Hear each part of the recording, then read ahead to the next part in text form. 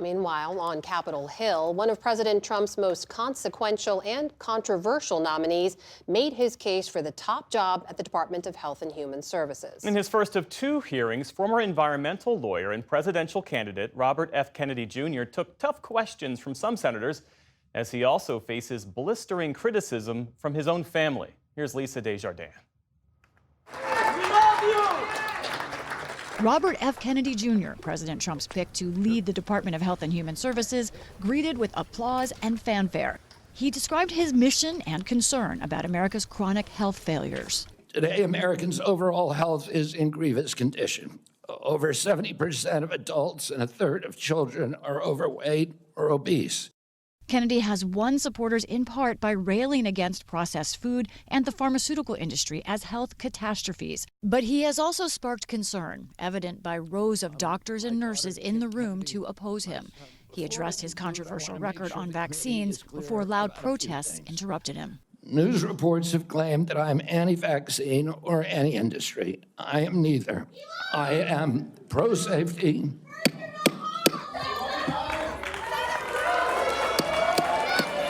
It's a change from his past words and tone. They poisoned an entire generation of American children. Kennedy has a long history of vaccine skepticism. The Washington Post found dozens of disparaging statements, including about routine childhood vaccinations, like for measles, mumps, and rubella, at times wrongly claiming that vaccines cause autism. What is the cure for measles? The treatment for measles, it's chicken soup and vitamin A. All of my kids are vaccinated. Today, Kennedy put his views this way. I will do nothing as HHS secretary that makes it difficult or discourages people from taking either of those vaccines. In my advocacy, I've often disturbed the status quo by asking uncomfortable questions. Well, I'm not going to apologize for that. But Democrats railed against him as someone with dangerous health theories. Did you say Lyme disease is a highly likely militarily engineered bioweapon? I probably did say that. And as someone, they say, is posturing to get the job. It doesn't matter what you come here and say that isn't true. Unlike other jobs we're confirming around this place, this is a job where it is life and death. His first of 2 days of testimony, today's is the more important. The Senate Finance Committee is the only one that will vote on his confirmation to oversee one of the largest budgets in the U.S. government, including Medicare, Medicaid, the Food and Drug Administration, and the Centers for Disease Control.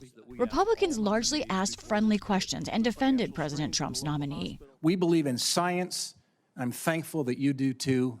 But Democrats hoped to crack that unity by pointing to his past support of abortion rights. I have never seen any major politician flip on that issue quite as quickly as you did when Trump asked you to become HHS secretary.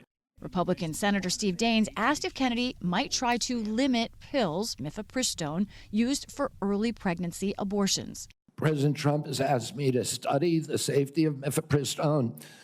He has not yet taken a stand on how to regulate it.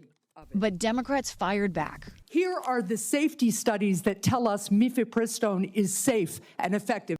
Kennedy ultimately suggested more pilot programs. Not in the room, but part of the nomination fight has been Kennedy's cousin, Caroline Kennedy, daughter of former President John F. Kennedy.